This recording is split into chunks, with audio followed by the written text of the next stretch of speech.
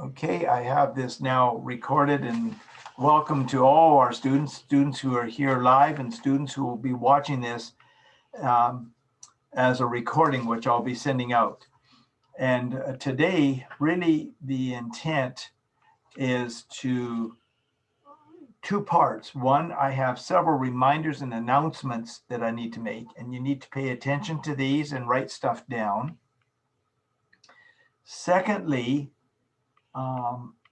it's also to just kind of go over this document, this PowerPoint here, in light of what I'm observing so far, and it helps prepare you for the final exam. I'm also going to give an update regarding how my wife is doing. Several of you have asked about that, so I'll come back to that in just a moment here. Okay, I see somebody else just joined us. Good. Good. So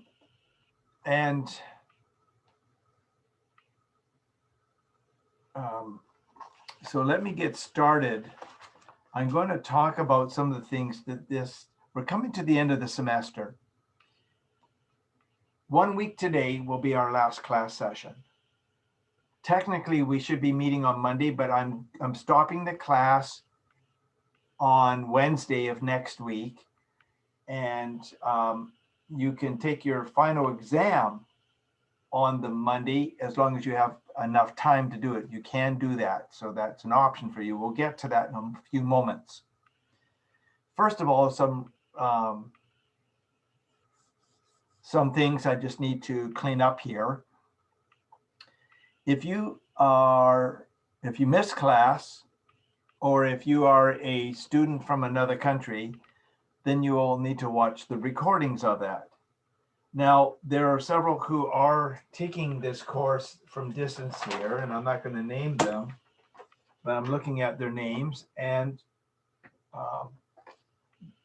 there are a few students who haven't let me know that you've watched certain topics of the past. I am going to email you again. Almost all of you have done it. In fact, I'm just looking here. And really, there's just a few more recent ones that I need to check with.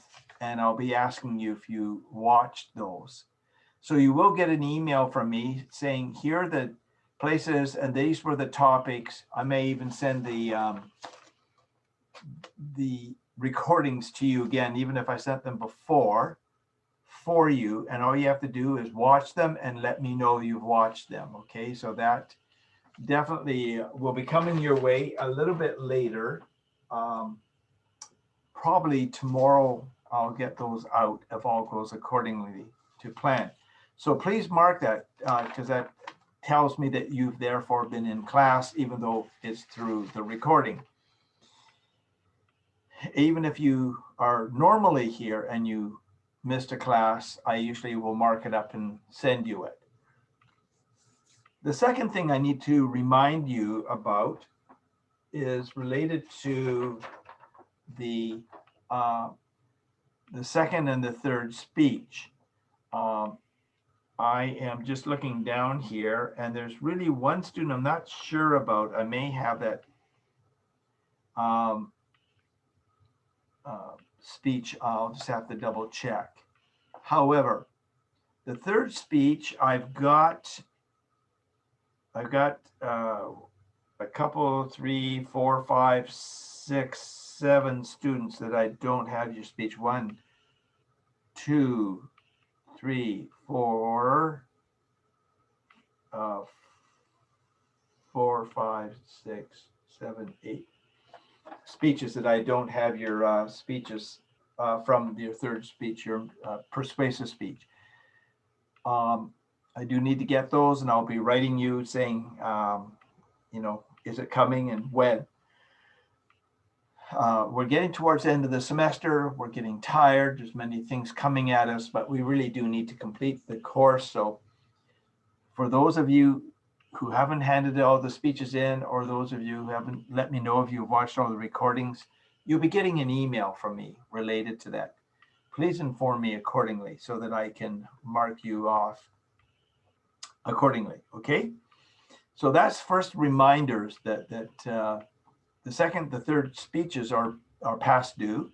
I need them. Secondly, that there are a few of you who haven't let me know recordings that you've watched them or not. So if you have, you can send me a quick email, or else you'll be getting an email saying I don't have you marked for watching this particular speech, talk, presentation, lecture. Now, there are two other topics I need to talk about. The first is related to what is happening on Monday of next week. And I need you who are taking this course from distance to handle this in a different way. And I'll explain that in a moment. So next Monday, for next Monday, but for next Monday, you will need to watch a speech. It's on YouTube. It's a TED Talk, and it's in the syllabus. That this today, I'm going to be on Monday. We're going to be dealing with this, and you may want to write this down so that you watch it. Now, I'll try to send an email to remind you, but you still are responsible to get this down and do it. I want you to watch a YouTube TED Talk, and the person is Dr. Amy Cuddy. Amy, A-M-Y, Cuddy, C-U-D-D-Y, Amy Cuddy. And her talk, this is her talk, okay, Dr. Amy Cuddy, you're to watch it for, not before, but watch it for Monday next week, okay? And it's entitled, Your Body Language May Shape Who You Are. So if you go to Google and simply write Dr. Amy Cuddy dash TED Talk, and then dash, and then in quotations, your body language may shape who you are. You'll find the speech. It'll bring it right up. It's about a 21-minute speech, and you need to watch it. Now, for those of you who are doing this from a distance, I got a little bit different instructions, but here you are. For those who are watching it, who are here live, you need to be prepared, because in class, I'm going to talk about, the speech. I'm going to ask you, what is one strength that you saw in her presentation as a public speaker? And what is one area that she could work and develop further? Okay, one strength, so watch, it's 21 minutes, and one weakness that she needs to develop this further. The last thing I'm going to ask you to do is, what is one thought from what she shared, like what she was teaching on or speaking on, one thought that you learned from her content. So one strength of her as a public speaker, one area she needs to work on or weak as a public speaker, and then one thought you learned from the content of what she shared. Okay, I'll try to send an email to all of you, but you need to do this for Monday of next week. Don't come and be forgotten to have done this. For those of you who are taking this from a distance, you cannot, unless you come to the class, and you're certainly welcome to do that. If you can't, then you need to email me. You need to email me the one strength, the one weakness, and the one thought that you learned from her. Okay, you need to do that. Okay, and that's all you need to do. And I will be asking those who are in the class, what did you observe? And I'll make observations too. So why am I doing this? A couple of reasons. One reason I'm doing this is because, in a sense, this is preparing you for the final exam, because you're going to be watching, and I'm going to talk about the final exam in a moment. You're going to be watching a speech, and not all of you will get the same speech, about a 7 to 9 minute speech, probably 7 to 8 minutes in most cases. And you're going to have to evaluate And I would suggest when I send you the official document with the link for you specifically, I will also attach this form that you could print off and you could use, but you don't send that. You don't send this form to me. You send me the 1,000 to 1,200 word critique essay on what you observed in the speech, okay? So this is getting you ready. Just having you don't have to use this form, you don't have to send this in to me. That's not what I'm asking. For Monday, you're gonna watch Dr. Amy Cuddy before Monday. Pick out a strength, pick out a weakness, and pick out something you learned from her in her content. And I will be asking those who are in attendance to respond to this. So please be ready for this because this will be happening on Monday. Our last class session is on Wednesday next week. A week today is our last class session. Technically, we go till the following Monday, but on that Monday, if you want, you can do the final exam, but you'll need more time than what the class space would be in that time. But you're not going to be doing it with me. You'll be watching a video, etc. I'll explain that in a moment. So if you want to do it on Monday, the exam, that's fine. So we'll get to that now. So next Monday, you're watching Dr. Cuddy, Amy Cuddy, on YouTube on a TED Talk. Your body language may shape who you are. So, if you write that down right now, Dr. Amy Cuddy, and write down your body language may shape who you are. It should bring you right up to the TED Talk. It's about 21 minutes, so be prepared to watch it. I would use this form for your own evaluation of her. It's getting you used to the form again to use for the final exam. Okay, so be ready, have this form, and use it. Now, I've sent this form to you, so you do have it in your files somewhere, or you should in your computers, because I have sent this to you to use. So that's next Monday. Now, next Wednesday, our last day, all I'm doing is talking about the final exam. Okay, I'm just going to talk about the final exam. I'll record it, send it to you who need it recorded. And all you have to do is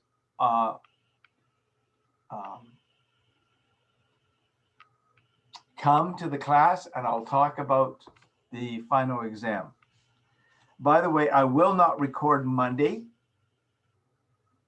For you who are watching it from a distance, Monday, all you need to do is send in your evaluation for me of Dr. Cuddy.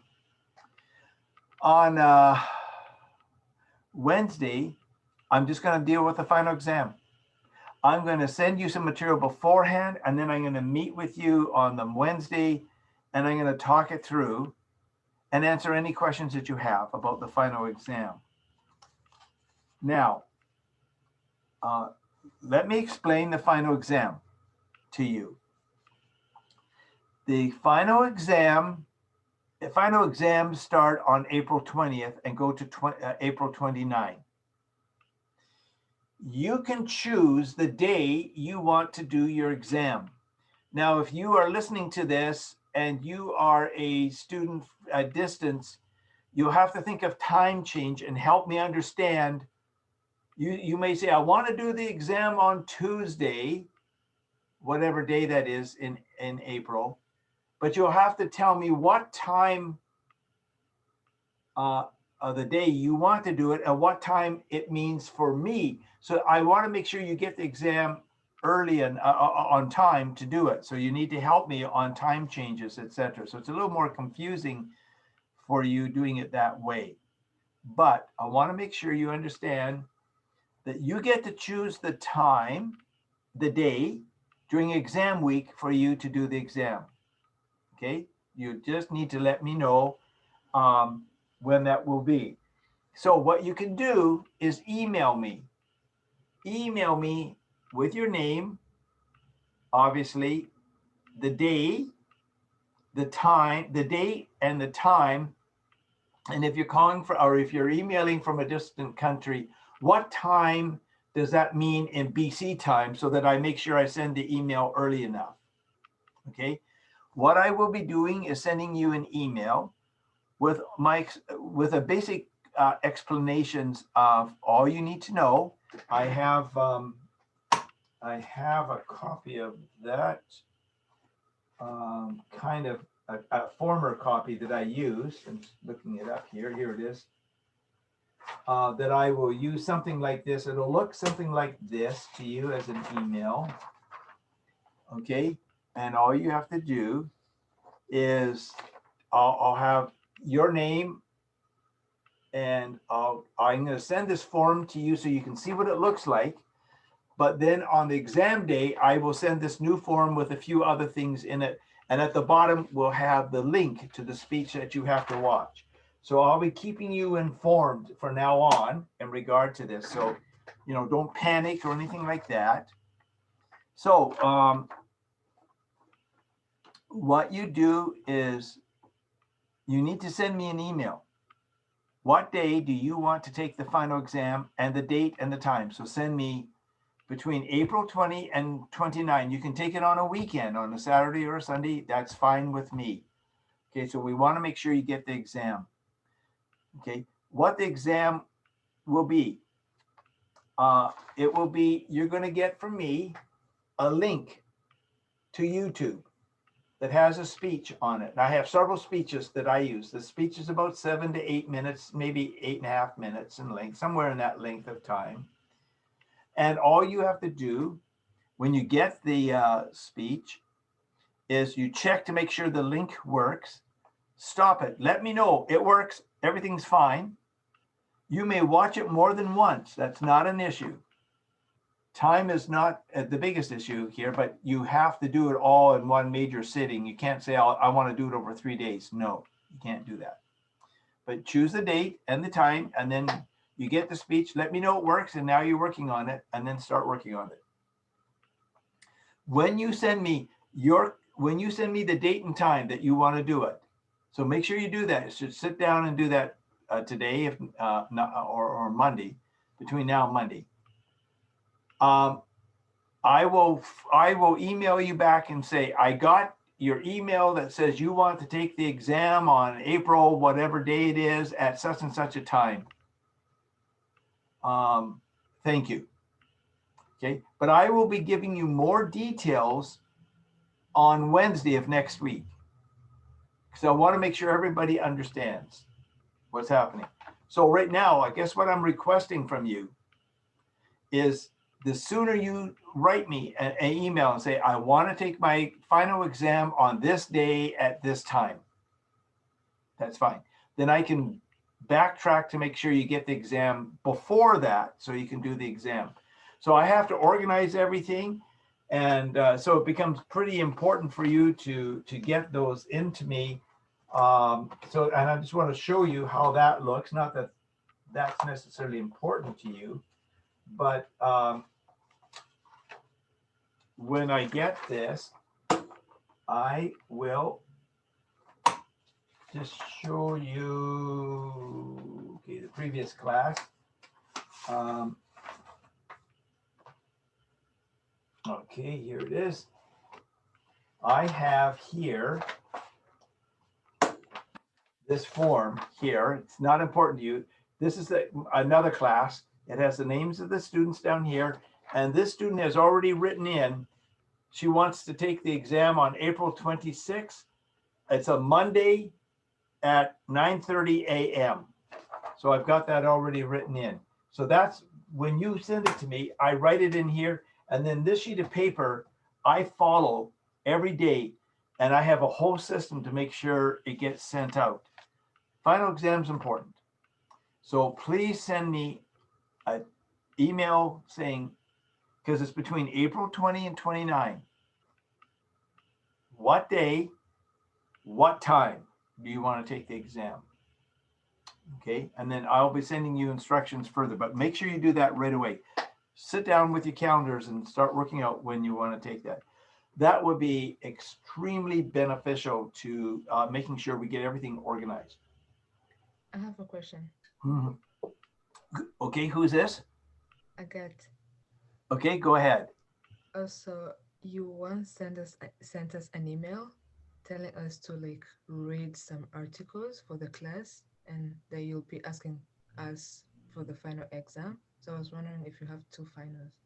No, no, there's only one exam. Because No, no, no, no, no, no. There's only your final exam is strictly watching that video and doing a 1,000 to 1,200 word critique on the speech. okay. That's the final exam. That's all the final exam is. Okay. Okay, just want to make sure you got that. Uh, what you will be doing is watching a speech on Monday, and then I'm going to be asking you what was one strength, one weakness, and one thing you learned from her content. That's an exercise that just gets you listening, and you can use this evaluation form if you want. Um, but because I don't want you just watching the speech just for evaluation, but also because there's good stuff she says that's good to learn from. So I'm having you watch it for that reason also. So what you're doing is that you're sending me an email and you're saying to me, here's the day I want to take the final exam. What I will be sending to you, don't wait for anything I'm sending you. Just send me that date so I can mark it my timer here for you. What I will be sending you is a reminder about Monday, about how you can connect with this speech to watch. It's about 21 minutes. And also, I will be sending you a little sheet of paper. And all that's going to do is show you kind of what the form I will be sending to you on your exam day so that you can see, oh, okay, I see this is what it will be looking like. And here's the instructions on it so you can even have another level of understanding what I'm expecting. I'm trying to make sure that you are as well prepared for the final exam as possible. There's there's no other part of the exam except you watching this exam. You can watch it more than once. Watching this speech, excuse me. Watch the speech more than once. Use this form that you have that I'll be attaching to that material I send you. But I don't want this evaluation form. You're writing an essay, 1,000 to 1,200 words, critiquing the speech.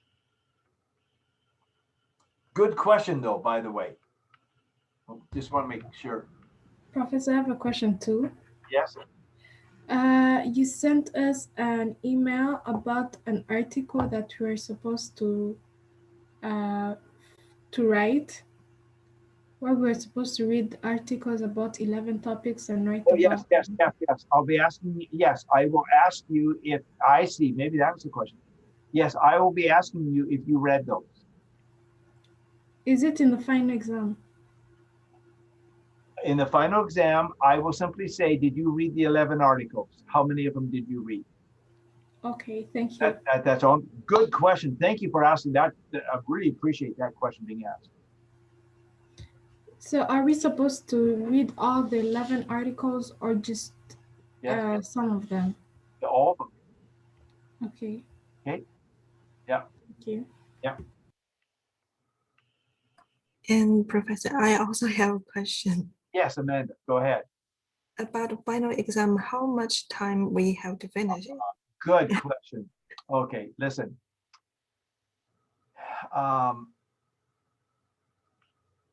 let's see. I'm just trying to think of a way of answering. It normally a final exam is 2 hours, but when we're talking about uh, people where English is a learned language, I have no trouble if you want to use 3 or 4 hours at all. I hope that's enough time. If you need more time than 4 hours, just let me know I need a little more time. Just email me back.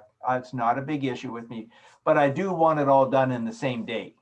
Like I don't want you to say, I wrote half the exam today. In 2 days, I'll write the rest of it. No, I want you to write it, all at one time. You take washing breaks, no problem.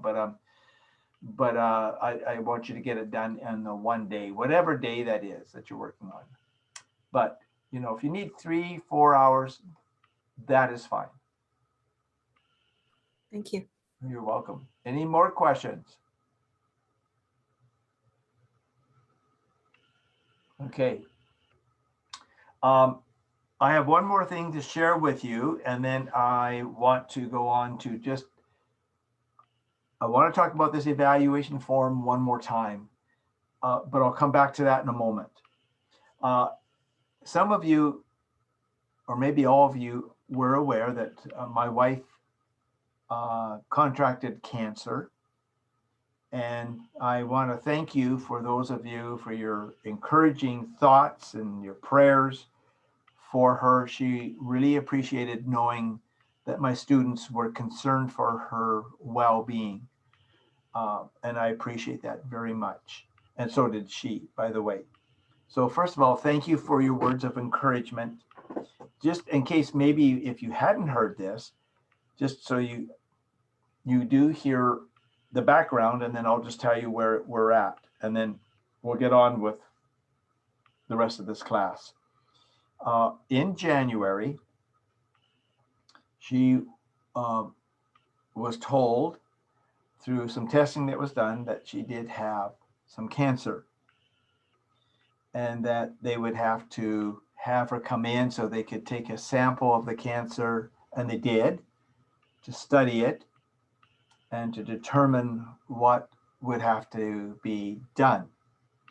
And it came back that she was told that she would have to have an operation, and the operation would take place on March 19. And that's it'll be 3 weeks this coming Monday. So it's past 2.5 weeks. And so then yesterday, she went in to see the oncologist. I have trouble with that word. And this is the person who studies everything and then sits down with the patient to give them the results from the operation. And the oncologist, I have trouble with that word. She met with my wife yesterday. Joanne was in the hospital, I don't know, about 9:30 in the morning, and got home 12:30, something like that. And so she met, and the doctor told Joanne, the oncologist, told Joanne that she basically has herself 500 patients that she works with, which is way too many for one doctor, that she meets with at various times, based in, processing. And she said that Joanne's case was actually a kind of more of a happy situation for her, because sometimes she has much, much worse news to tell other patients. Sometimes she has to tell them that their cancer is terminal. My wife's cancer is not terminal, at least definitely not anywhere near that, which was good news. So she said it really was nice to talk to her, to give her encouraging news, which was nice to hear. That came out of the operation, which took place on March 19. She said that she might need to have radiation, but that wasn't her field. Her field is another field of treatment, not radiation. And so she said that Joanne, they would be calling her probably in the next couple of weeks to set up an appointment with the doctor of radiology to discuss whether she needs any radiology or not. She may or may not need that at all. And if she needs it, it probably won't be that much, because the good report was everything indicates that they got the cancer. But like the doctor said, sometimes one cell can go unnoticed.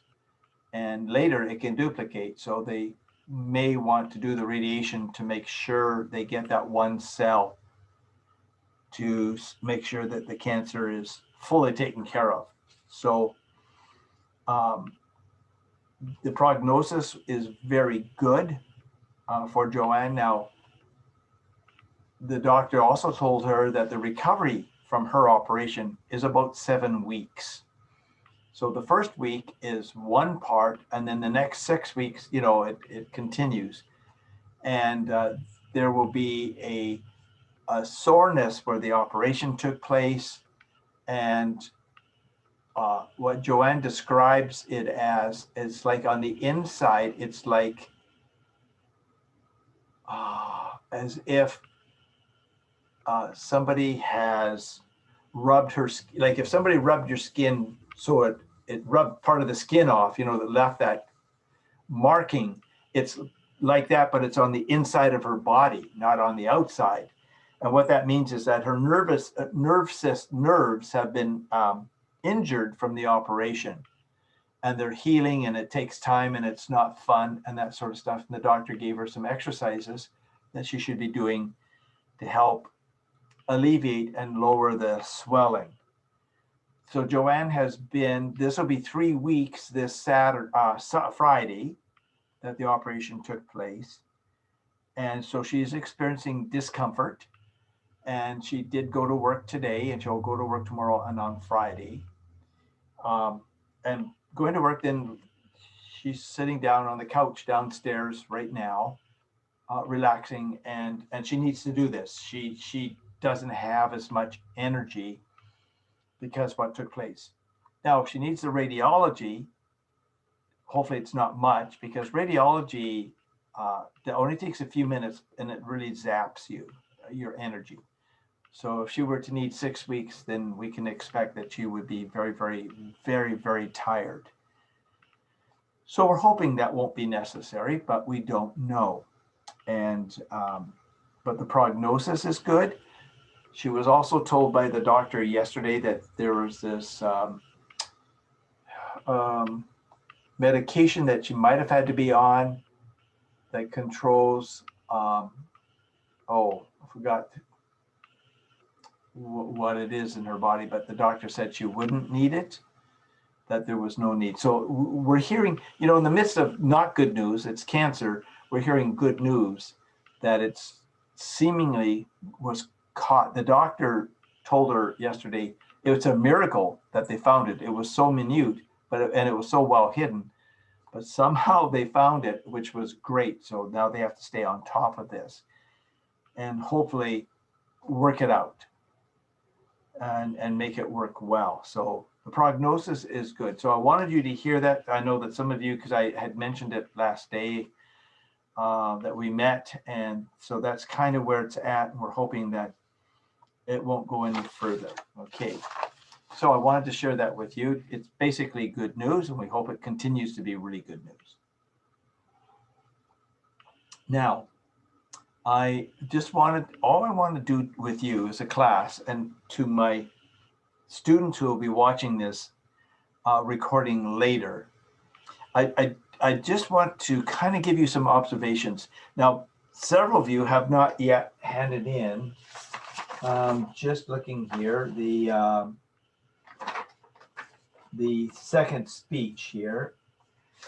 I have several of you have, and I've written back to you if you handed it in. I have 1,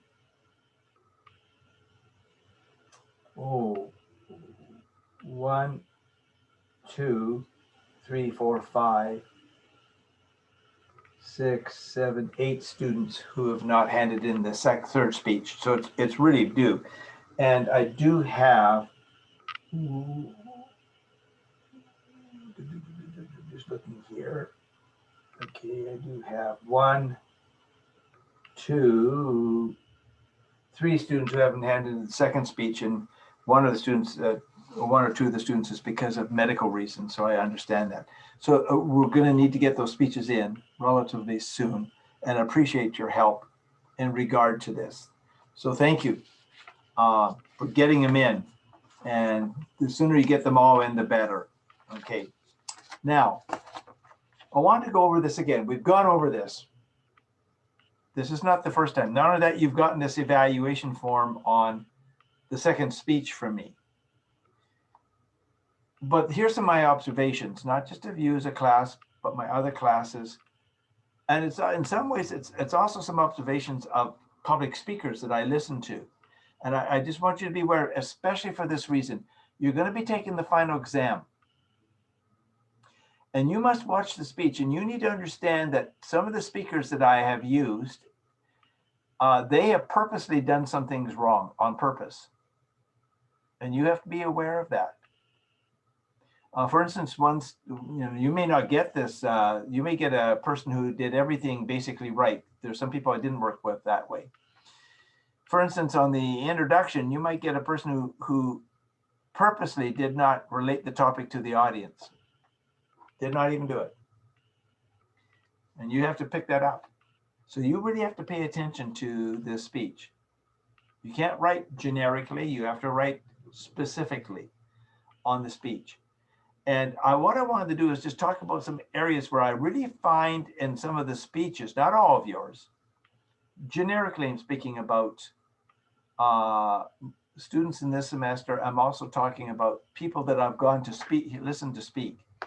Some things here that I picked up, some things that I think are good, some things need to be working on. I want to start with gaining and maintaining audience attention. I want to start with that point first. Listen. Do not start your speech and listen to your exam. Watch it. The person does not have to give their name.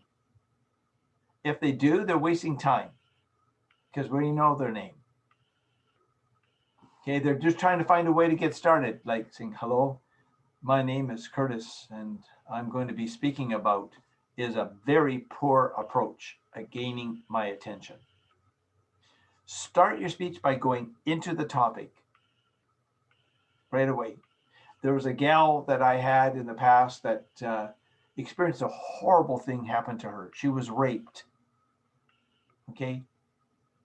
And the speech started with, hi. She didn't start with, hi, my name is Mary and I got raped. She didn't do that. She started this way. She started it as a story. The young gal was busy at work. She had to stay an extra half an hour and she had to get home quickly. And so she left and began to find a shortcut, trying to get home, and went down a dark alley. And she was sharing it like this. And all of us were leaning in. This was a story. This is interesting. What was happening? And it stunned us with what she said. She gained our attention. She went right to the quote, or you can go to a quote, you can go to a story, whatever, go into it. Think about those opening lines, because we're making decisions whether we really want to listen to you. Every person that you will ever give a speech to are making decisions how long they're going to listen to you. That's an area that as a class, you need to realize that you got to keep developing and becoming stronger in doing. When you're watching the speeches, what does the person do? Right away, what does that person do? Relating the topic to the audience. It's not enough to say this speech is important to all of us. That means nothing. It may or may not be important to all of us. Let's say you're talking about brushing your teeth. To simply say, and this is important to all of us. Yes, kind of generically, we know it is. But you need to say something like this. In light of the fact that decay is a rising issue in our societies today, and that a very simple thing such as brushing your teeth twice a day will make a difference, you and I both need to understand that we need to be people that brush our teeth. Now that relates to me. Now, so be aware of that. Now, that sometimes some of you are doing okay, you're getting it, some of you are struggling with that area. But meanwhile, you got to watch these speeches, because some people will miss really hammering home. It's not just enough to say this is important to all of us. That little bit relates to us. You need to amplify that and explain it just a bit more. Relating the topic to the speaker. This is where you establish the right to talk on the speech. Whatever that is, you need to give credentials. What is it? You might say, I'm taking a course, or I took a course, or my major is in, or as a family, we experienced this back in 2000 and such, or I have had to deal with this. And because of that, I am very much aware from not just going through it, but also reading about it, that this is important for all of us to be aware of. What can you do that helps me say, you know what, you've got a right to talk on the topic? Because I'm asking in my mind, what right do you have to talk? That's another place that you need to strengthen up and be aware in the class and be aware on the exam. There are people who will do this marvelously well, others who won't do it at all. And you have to pay attention, because these are all different speeches. I know all the speeches. I have an evaluation form for the speeches. Here, like I've just opened my 3-ring binder right here, and I've got let's see, I've got the one for one gal here. I got another one for another gal. I got another one for another student here. Okay, I've got evaluations, and so I've evaluated these speeches. So I've watched how well they did on this or didn't do. You're watching this for your final exam. You have to listen to, and you can watch it more than once. You have to pay attention. Generally speaking, one place that generally hasn't been too bad. As a class, generally, I have found my students this semester doing pretty good on the purpose. The purpose of the speech is to ensure that you understand, or the purpose of the speech is to persuade you to make a difference in, or whatever it is. When you use the word purpose, you don't have to use that word, it helps people cue in. Quality of forecasting, some of generally hasn't done a bad job, but you can be more specific on that. Watch these speeches that you're going to be doing for the final exam, whatever one you get. Does the speaker let you know where the speech is going? The purpose tells you the reason for the speech. Then the quality forecasting tells you the direction of the speech. And there's that difference. So be aware of that. So I'll be watching, I'll be reading to see how well you capture that. So I'm trying to get you ready for the final exam. This is an area that I have had to keep challenging students, keep working on, because so often we've listened to speeches where people have not done a good job in introducing, and we imitate them all too often. The other area is the conclusion of the speech. The conclusion of the speech. I literally watched some speeches this past, let's see, what is today? Last week.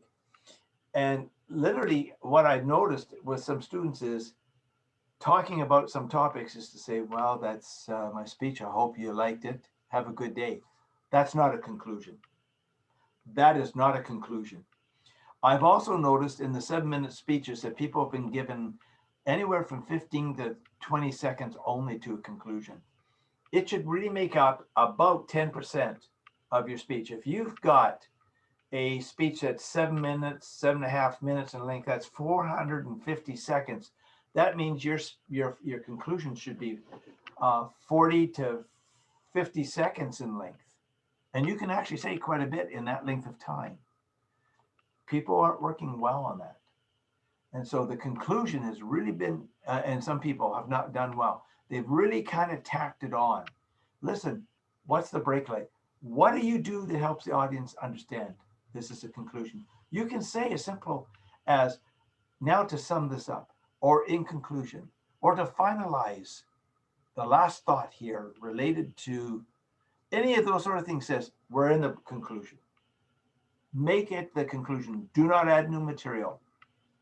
Instant replay. It's kind of coming back to your purpose and your 2 or 3 key thoughts without taking more than just a few seconds. In this speech, we have looked at the 3 most important colors that impact us. Those colors are yellow, blue, and red. I don't know if that's true. I'm just saying that. Okay, well, that immediately reminds me what the speech was about, what the body of the speech was about. Now, here's a place where I've really struggled more with in the speeches. It's the response desired. Often people don't call the audience to a response. My point is that it is important for you and I to remember. It is important for you and I to respond. It is important for you and I to do this. Call your audience to something. Remember, cognitive, remember, affective, to value, to do something, behavioral. I talked about that in class. That's the response area. That only takes a moment. So the next time that you are choosing to consider an important color that will bring joy to you wearing whatever it is, consider seriously this color, whatever it is. Upbeat ending. In light of the fact that you now have a greater understanding of these three incredibly important colors, and when you use it, your life can be absolutely different than it is today. I hope you will give that some serious thought. That's an upbeat ending. So I really found the conclusions problematic, not just in your class, in other classes, okay, too. So, and speakers that I listen to, I have found the introduction and the conclusion, two areas that have not been well done. The organization of the speech itself, I have generally found you as a class doing fairly well. Now, please be aware that in these speeches that you'll be watching, the person may purposely not do as good an organization, and it'll be partially organized, but not really well organized. And you better pick that up. I know these speeches, so I know whether they have or not. If you sit and give a glowing report, this was the most phenomenal organized speech I have ever listened to, and I know that this person did an absolutely terrible job and did that on purpose, then it's not going to help you. You need to do a good job in regard to analyzing and being relatively accurate. You've gotten the theory, we've practiced the theory, you're using the theory, you're evaluating another person's speech. But good organization, generally, I've appreciated much of what you guys have done. Now, transitional statements, some of you are not even using them. And see, that's important because it's a statement that links one major point to another major point, so that, you know, we've talked about the color red. Now we're going to talk about the color green. We're talking about the positives about taking this medication. Now let's talk about the negatives in taking this medication. And that helps people know positives we dealt with. Now we're going to look at the negatives, or colors, whatever. It helps people know we're moving from one point to another point. Supportive materials for main points. Some of you have used that, some of you have not.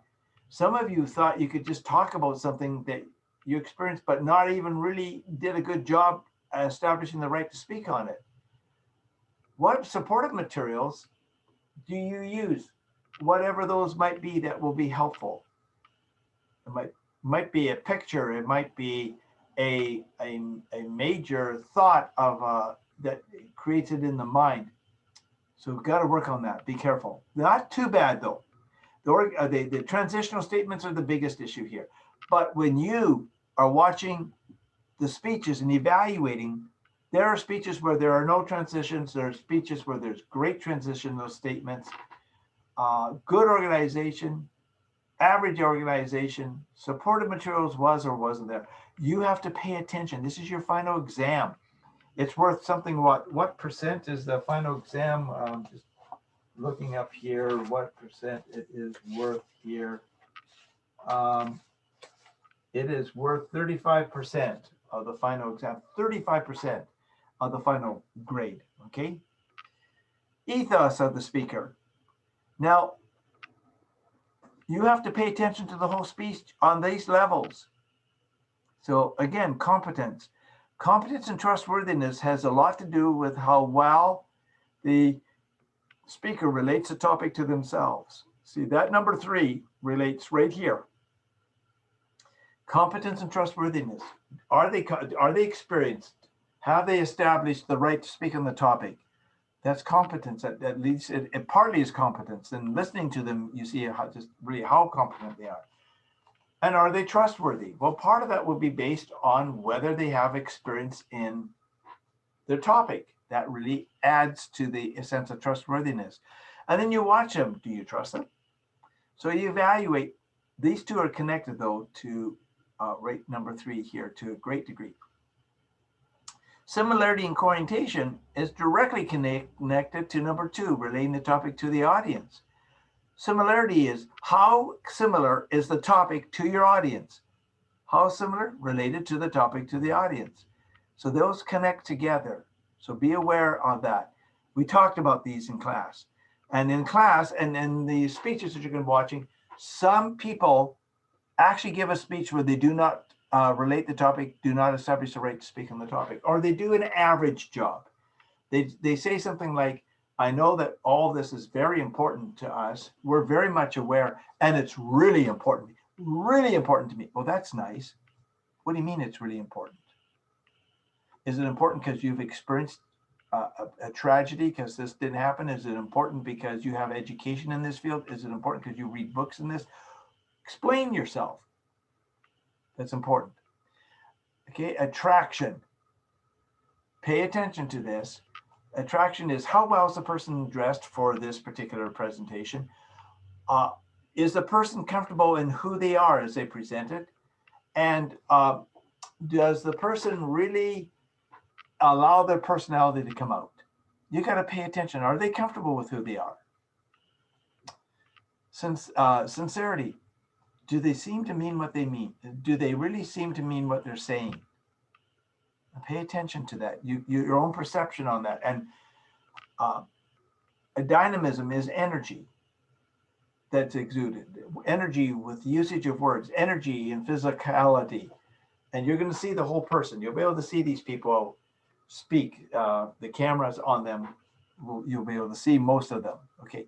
Now, you cannot just say, oh, this person, yeah, he or she was attractive, was comfortable who they are, and they were sincere, and he was dynamic. How do you mean that?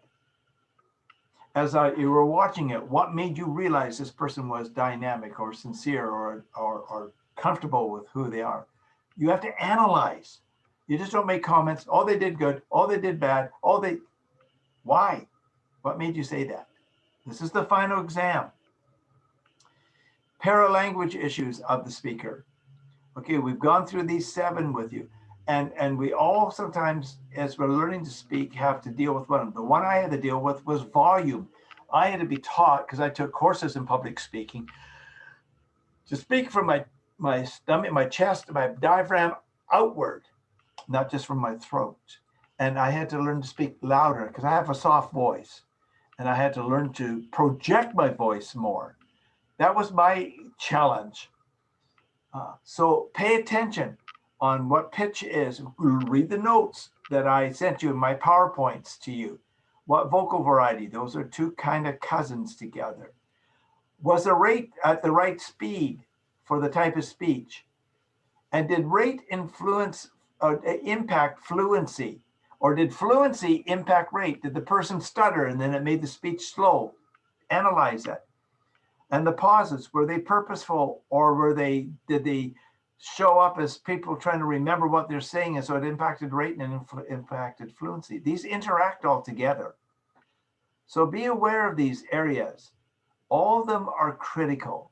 If you hear the person saying, and that means fluency is impacted. To what degree is it influenced? So you have to pay attention as you're watching the exam. Watch it more than once. And start writing stuff down on the side, and then write your essay from that. Bodily aspects of the speech. Their gestures. Did they use them? Were they meaningful? Were they purposeful? I mean, there's a speech I have that one of you might get, and the person's talking, and the whole time he's talking, he's kind of like, it's so nice, and his hands mean nothing because they're not connected at all with the speech. And you've seen people who have done that, and it looks silly. And so need to be very, very careful. Ivy, do you have a question? Oops, I see you, thank you. So be aware of gestures, they need to be purposeful and meaningful. Eye contact, watch for that. Are they looking at you in the camera? Because you're the audience. Are they addressing you? And to what degree? Are they really reading out of their notes all the time? There's a guy that is doing really well with eye contact, and then he began to read the notes. He was doing really good as he's speaking and good fluency, and then all of a sudden he's reading and he's stuttering, and he did that on purpose. You got to pick it up. Okay, you got to. This is not just, oh, I just watched the speech, I just read, oh, I did good, then good, could do better here. You got to defend yourself. Okay, response desired. Oh, oops, excuse me. Facial expressions. Were they there? Smiling, growling, look, all those sort of things. They all have their different purposes behind them. So you need to be aware of that as we're going on here. I'm just checking. I think somebody just joined us a little while ago, and I'm just picking that up here. So give me 1 second here. I'm just seeing if there's anybody else here. Okay, got that. Good. Good, thank you. So you need to be aware of your evaluation of the facial, and then overall movement deals with their physicality movement, but the movement of the speech. It's like, how well is the speech moving along towards where it's supposed to be going? And how does that connect with his physical or her physical presentation? So there's so much to public speaking that really takes place, and we need to be aware of that. Now, I think I noticed, first of all, two people, Amanda, and I think it was Amanda and to somebody else that just came in. I'm not sure when it was.